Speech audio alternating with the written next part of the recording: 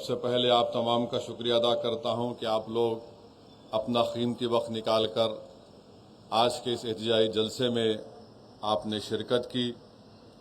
अल्हम्दुलिल्लाह आप जानते हैं कि all India Muslim personal law board की जानिब से पूरे मुल्क में वक्फ तरमीमी क़ानून के ख़िलाफ़ एहतजाजी जलसे मुनक़्क़द किए जा रहे हैं और हमारा एक ही मुतालबा है कि मरकज़ी हुकूमत को इस मुल्क के हमारे मुल्क के वज़ीर आज़म को और उनकी हुकूमत को इस काले क़ानून को वापस लेना है जो हमारे आइन और संविधान के फंडामेंटल राइट्स के ख़िलाफ़ बनाया गया है। और हम अपने मुल्क के हमारे हिंदू भाई बहनों से, सिख भाई बहनों से और दीगर मज़ाहिब के मानने वाले तमाम अफराद से कहना चाहते हैं कि हमारा ये एहतजाज किसी मज़हब के ख़िलाफ़ नहीं है। हमारा एहतजाज इसलिए है कि हम ये बताना चाहते हैं कि हम अपने मज़हब के तरीक़े से और अपने मज़हब के बताए हुए रास्ते के तहत हम अपनी ज़िंदगी को गुजारना चाहते हैं। और जैसा कि आपने अभी सुना मौजूद उलमा इकराम के बसीरत व फ़रोज़ खिताबात के ज़रिए कि वफ़ मुसलमानों के लिए एक इबादत है। हमारे मुल्क के तमाम मज़ाहिब के मानने वालों को समझना ज़रूरी है कि हमारा देश भारत एक फूल के गुलदस्ते की तरह है और अगर एक फूल भी मुरझाया जाएगा तो गुलदस्ता नहीं कहलाएगा। हमारा मुल्क एक गुलदस्ते की तरह है और कोई बीजेपी आरएसएस के लोग अगर ये कहेंगे, आवाज़ नहीं आ रही, सबको आ रही, आवाज़ नहीं आ रही, आ रही मौलाना, दिल्ली तक पहुंच रही आवाज़ ये।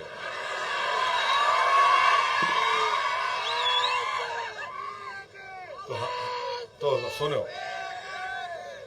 बीजेपी आरएसएस ये कहना चाहती है कि गुलाब का फूल है तो आरएसएस और मोदी बोल रहे नहीं, गुलाब की खुशबू नहीं निकालना, तुम चमेली की खुशबू निकालना। चमेली का फूल है तो आरएसएस बोल रही कि नहीं, तुम चमेली नहीं, तुम गुलाब की तरह बन जाओ। ये तो नहीं हो सकता है ना। ये मुल्क एक गुलदस्ता है, यहां पर जितने फूल हैं अगर वो अच्छे रहेंगे तो मुल्क विकसित भारत बनेगा। अगर आप उस गुलदस्ते से एक फूल को निकाल देंगे या उस फूल को सूखने देंगे तो वो गुलदस्ता नहीं रहेगा। भारत एक चमन है और हमेशा रहेगा इंशाअल्लाह ताला। हम तो चाहते हैं कि चमन हमेशा आबाद रहे, क्योंकि इस चमन में हमारे बुजुर्गों ने अपना खून पसीना इस चमन को खुशगवार बनाने के लिए इसमें अपना सब कुछ कुर्बान किया। ये कानून जो बनाया गया है वक्फ तरमीमी कानून, हम हमारे हिंदू भाइयों को, सिख भाइयों को, बौद्ध भाइयों को बताना चाह रहे हैं, आपके धर्म के बोर्डों में आप ही के मजहब का आदमी मेंबर बन सकता है। तेलंगाना के एंडोमेंट बोर्ड में सिर्फ हिंदू धर्म के लोग ही मेंबर बन सकते हैं। सिख गुरुद्वारा प्रबंधक कमेटी में सिर्फ सिख ही लोग मेंबर बन सकते हैं। भारत के मुसलमान ये कहना चाह रहे हैं कि जब आपके धर्म के बोर्ड में आपके मजहब के मानने वाले ही मेंबर बन सकते हैं तो मुसलमानों के धर्म के बोर्ड में आप कैसे दो गैर मुस्लिम को मेंबर बनाना चाहेंगे। हम यही कह रहे हैं कि आपके धर्म के बोर्ड में लिमिटेशन का कानून लागू नहीं होता है। लिमिटेशन के कानून का मतलब यह है कि अगर नलगुंडे में किसी एंडोमेंट की या मंदिर की या मूर्ति की जायदाद पर अगर कोई कब्जा करके 25 साल से भी बैठा है तब भी वो मालिक नहीं बनता। मोदी ये कह रहे हैं कि अगर मुसलमानों की वक्फ की जायदाद पर कोई काबिज होता है उसको सिर्फ 12 साल दिखाना पड़ेगा कि वो काबिज है तो मैं उसको मालिक बना दूंगा। बताइए आप कौन सा इंसाफ है ये? आप बताइए कैसा कानून है ये कि हमारे मुल्क में आदिवासी लोग रहते हैं और आदिवासी लोग मुसलमान भी हो सकते हैं। पार्लियामेंट में कांग्रेस पार्टी से लक्षद्वीप से एक मुस्लिम एमपी है, हमदुल्ला सईद उनका नाम है, मुसलमान है, आदिवासी हैं, ट्राइबल हैं। उनके वालिद 9 मर्तबा के एमपी थे कांग्रेस पार्टी से, राज्यसभा के लोकसभा के डिप्टी स्पीकर भी थे। आपने कानून बना दिया कि शेड्यूल 5, शेड्यूल 6 में कोई वक्फ की प्रॉपर्टी नहीं दी जा सकती है। तो वो जो आदिवासी मुसलमान है, क्या वो अपनी जायदाद को वक्फ नहीं कर सकेगा? क्या ये हमारे भारत की आईन के आर्टिकल 14 के खिलाफ नहीं है, आर्टिकल 15 के खिलाफ नहीं है, आर्टिकल 26 के खिलाफ नहीं है, आर्टिकल 29 के खिलाफ नहीं है? इस तरह का कानून बना दिया गया। उत्तर प्रदेश में, हरियाणा में, पंजाब में वक्फ इवैक्यू प्रॉपर्टीज है। जो लोग इस वतन को छोड़कर चले गए थे, उन्होंने कहा कि मैं वतन को छोड़ रहा हूं, मगर मैं ये जायदाद अल्लाह को उसका मालिक बनाता हूं। तो मोदी ने क्या कर दिया? कहा कि वो सेक्शन को उड़ा दिया, आपने लिमिटेशन के सेक्शन को उड़ा दिया, वक्फ इवैक्यू प्रॉपर्टीज के सेक्शन को उड़ा दिया। अगर नलगुंडे में कोई वक्फ इवैक्यू प्रॉपर्टी है तो वक्फ की प्रॉपर्टी नहीं रहेगी, कलेक्टर उसका, गवर्नमेंट उसकी मालिक बन जाएगी। अब कहां से वक्फ को बचा रहे हैं बताओ? फिर कानून यह बना दिया गया कि 6 महीने के अंदर वक्फ के पोर्टल के ऊपर आपको मौजूदा वक्फ को रजिस्टर करना पड़ेगा, और अगर 6 महीने में नहीं करे तो वो वक्फ नहीं रहेगा, कोर्ट को जाओ। और अगर रजिस्टर करने गए तो कोई भी एक जोकर जाकर बोलेगा नहीं ये वक्फ की प्रॉपर्टी नहीं है, तो कलेक्टर साहब खाली इंक्वायरी लिखना उसके ऊपर, इंक्वायरी जैसा लिखे, जब तक इंक्वायरी मुकम्मल नहीं होती वक्फ की प्रॉपर्टी नहीं रहेगी। कलेक्टर साहब इंक्वायरी लिख देंगे और जो भी चीफ मिनिस्टर होगा उनको जाके बोलेंगे आखा आपका काम कर दिया, हम अपनी वक्फ की जायदाद से महरूम हो गए। आप कह रहे हैं कि नहीं कागज की जरूरत नहीं है, तो फिर सेक्शन 3 क्या है बताओ हमको? आप कह रहे हैं कि कागज नहीं है, तो किसने इसको वक्फ किया था ये लिख दो। अरे 900 साल 400 साल पहले की मसाजिद है, दरगाहें हैं, कैसे मालूम होगा बताओ? तो आपका मंशा और मकसद एक ही है कि वक्फ की जायदादों को छीन लिया जाए। सेक्शन 3C क्या है बताइए आप? सेक्शन 3D क्या है कि अगर कोई मस्जिद, दरगाह, खानखा, आशुर खाना आसार खदीमा के तहत एंशिएंट और प्रोटेक्टेड होगा तो वक्फ नहीं होगी, उसका मालिक हुकूमत हिंद ASI होगा। तो क्या वक्फ की जायदाद को छीन नहीं रहे आप? आखिर क्यों इस तरह का कानून आप बनाए और बोलते कि नहीं नहीं पूरे मुसलमान इसकी तायीद कर रहे हैं? अरे जो अबू जहल, अबू लहब का जानशीन है वही मोदी के इस काले कानून की तायीद कर रहा है। जो मोहम्मद मुस्तफा सल्लल्लाहु अलैहि वसल्लम का गुलाम है वो आज भी कहेगा, कल भी कहेगा, सुबह कयामत का कहेगा ये कानून काला है। जिस चीज का मालिक अल्लाह है तुम उसको हमसे छीनना चाहते हो, हम इसको मुस्तरद करते हैं। तो मेरे अजीज दोस्तों और बुजुर्गों, ये कानून का मोटा मोटा मैं आपको समझा रहा हूं। बोलते कि जो ट्रस्ट रहेगा वो वक्फ नहीं होगा, जो बाद में बनाएगा वो वक्फ नहीं होगा। और नरेंद्र मोदी की हुकूमत ने झूठ बोला इस मुल्क के देशवासियों से, कहा कि सेक्शन 2C हम लाए हैं। क्यों लाए हैं? कि हमारे खोजा भाइयों ने मुझसे आकर कहा, अरे मेरे भाई खोजा भाइयों ने, मैं कमेटी का मेंबर था, हमारे खोजा भाइयों ने इस मुल्क के सबसे बड़े वकील को लंदन से लाया, जनाब हरीश साल्वे, किंग्स काउंसिल को लाकर उन्हें कहा कि इस कानून में हमारे बोरी भाइयों को मत रखो, बोरी भाइयों को हमको निकालो इस कानून से, क्योंकि हमारे पास दाइल मुतलक का कॉन्सेप्ट है। आपने उनके खंधे पे रख के तोप चला दी। मोदी ने 2C क्यों लाया? क्योंकि इस मुल्क का सबसे दौलतमंद आदमी ने बंबई में खोजा बरादरी के यतीम खाने को खरीद कर, गैर कानूनी तौर पर खरीद कर, जो वक्फ की जायदाद थी 20 या 22 करोड़ में, वहां पर उन्होंने अपना आलीशान महल बना लिया। तो आज मोदी बोलते हैं कहा बीजेपी वगैरह हमने खोजाओं को मेंबर बनाया। तुमने 2C इसलिए बनाया ताकि वो शख्स جو ایک یتیم خانے پر اپنا محل تعمیر کیا اس کو فائدہ ہو جائے. یہ اس کی حقیقت ہے اس قانون کی. یہ قانون وقف کی جائیدادوں کو بچانے کے لیے نہیں بنایا گیا ہے.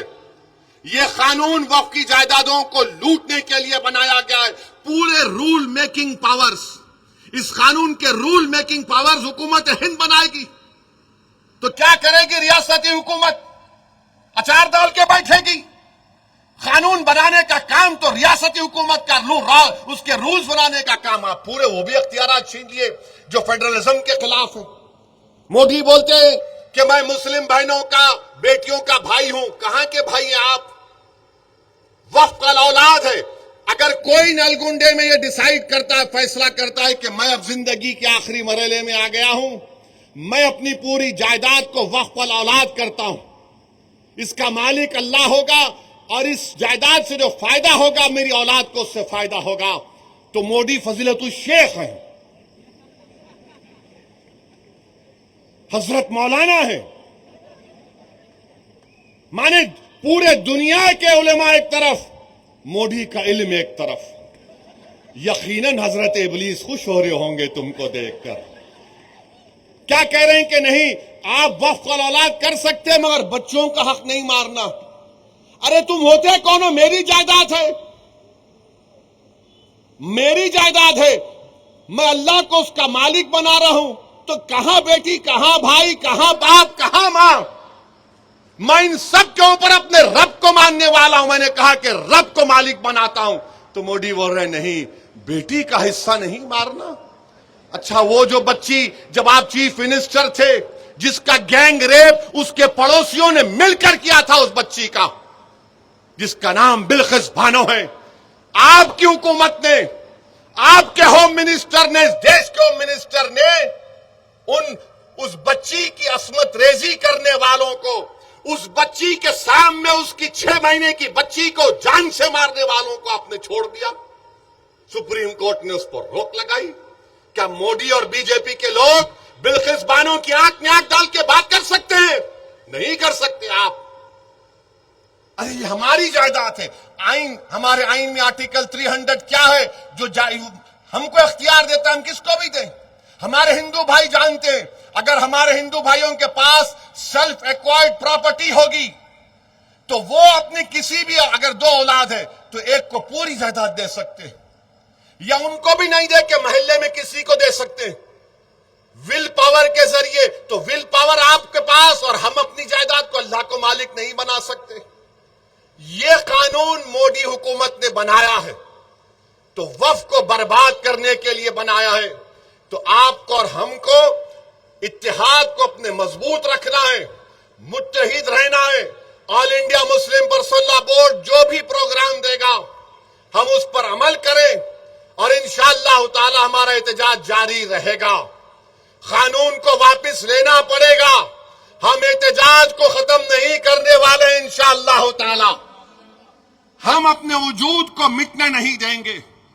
بتائیے آپ کیا باقی رہے گا اگر مسجدیں چلی جائیں گی، درگاہیں چلی جائیں گی، خانقاہیں ویران ہو جائیں گے تو کیا بچے گا؟ آپ کلیکٹر کو اتنا اختیار دے رہے ہیں. وقف بورڈ تو اس قانون کے تحت ایک پوسٹ آفس بن چکا ہے. اگر آج آپ کوئی پراپرٹی دینا چاہ رہے تو کلیکٹر فیصلہ کرے گا کہ آپ مالک ہے یا نہیں. بتائیے پھر کیا رہے گا؟ اسی لیے میرے عزیز دوستوں اور بزرگوں، یہ کالا قانون ہے، اس کے خلاف احتجاج کرنا ہے. اور پھر آپ جانتے ہیں کہ بی جے پی کی سرکار اتراکھنڈ میں یونیفارم سول کوڈ کا ایک بل لائے ہیں، قانون بنا دیے وہاں پہ. اچھا یہ کیسا قانون ہے؟ آپ قانون اتراکھنڈ میں کیا لے کر آئے؟ اس میں آپ نے ایک ایکسپشن دے دیا. کیا ایکسپشن دیا آپ نے؟ کہ ہندو انڈیوائیڈڈ فیملی پر یہ قانون لاگو نہیں ہوگا، آدی واسیوں پر یہ قانون لاگو نہیں ہوگا. کیوں نہیں ہوگا بھائی؟ کیسے نہیں ہوگا بتاؤ؟ ہندو انڈیوائیڈڈ فیملی پہ قانون لاگو نہیں ہوگا؟ ارے کیا کوئی ہندو اپنی شادی مسلمانوں کے طریقے سے کر سکتا ہے؟ نہیں کر سکتا. کیا ایک مسلمان ہمارے کو ہندو بھائی بہنوں کے طریقے سے شادی کر سکتا ہے؟ نہیں کر سکتا ہے. آپ کا قانون کے تحت آپ اپنی زندگی اور اپنی شادی اور اپنی موت کے طریقوں کو اپنائیں گے. اپنی جائیداد کے بٹوارے کو طریقہ اپنائیں گے. میں اپنے طریقے سے مسلمان ہوں, مگر مودی بولتے نہیں. پھر آپ ایکسپشن دیتے ہیں اس میں کہ ہندو انڈیوائیڈڈ فیملی پر اتراکھنڈ میں. آپ بتائیے, اگر میں طلاق دینا چاہ رہا ہوں تو میں اپنے طریقے سے دوں گا. مودی بول رہے نہیں, طلاق اس طریقے سے دینا جیسا میں بتا رہا ہوں. ارے بھائی یہ تو بتاؤ بھابھی کہاں ہے پھر؟ میں ان کو نہیں بول رہا ہوں, میں بول رہا ہوں آپ کو. میں آج تقریر کے آخر میں بولوں گا بھابھی کا مطلب کیا, ابھی نہیں.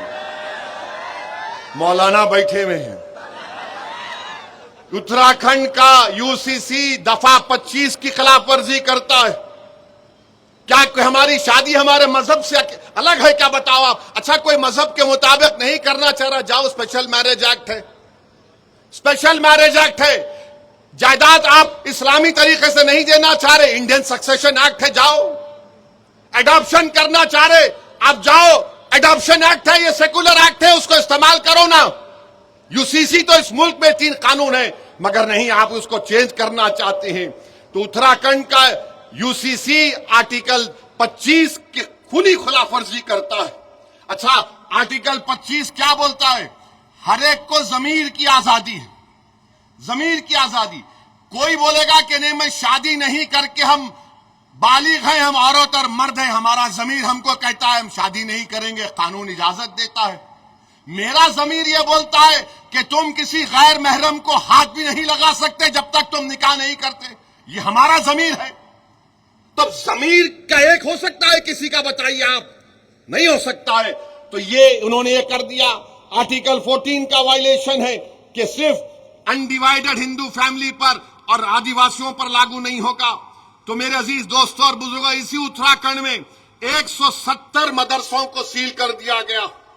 کیوں سیل کیا گیا؟ کہ ان کے پاس رجسٹریشن نہیں ہے. اور آپ کو جان کر تکلیف ہوگی کہ مدرسوں کو اسٹیبلش کرنا آئین کے دفعہ 30 کے تحت right to establish and administer کی بات کرتا ہے.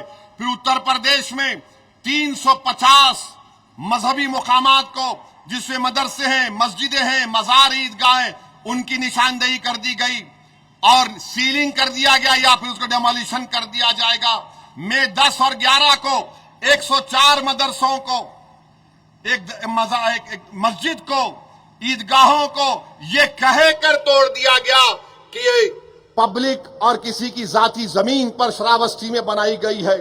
تو میرے عزیز دوستوں اور بزرگوں, یہ حالات ہیں. اور پھر گجرات میں بی جے پی 1998 سے پاور میں ہے, 25 سال سے پاور میں.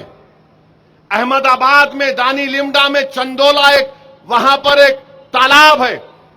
30-40 سال سے غریب لوگ رہتے ہیں, مسلمان اور ہندو مل کر.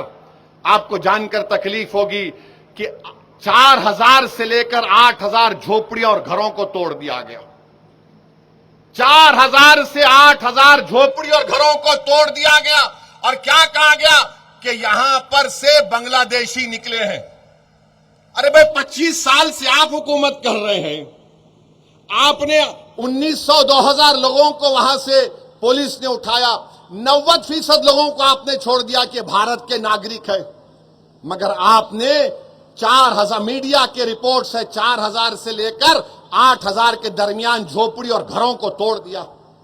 بتائیے کہاں جائیں گے یہ غریب؟ اس دیش میں غریبوں کا کیا ہوگا؟ کیا غریب اگر مسلمان ہے, ہندو ہے, دلت ہے, بیکورڈ کلاس ہے, آج وہ دلت روڈ پر ہے؟ بنگلہ دیشی کیا کرنا ہے؟ اچھا اگر بنگلہ دیشی ہے تو فارنرز ٹریبیونل کیوں ہے؟ 25 سال سے آپ حکومت میں ہے. میں پڑھ کر تکلیف ہوتی ہے کہ ان پر کیا گزر رہی ہوگی.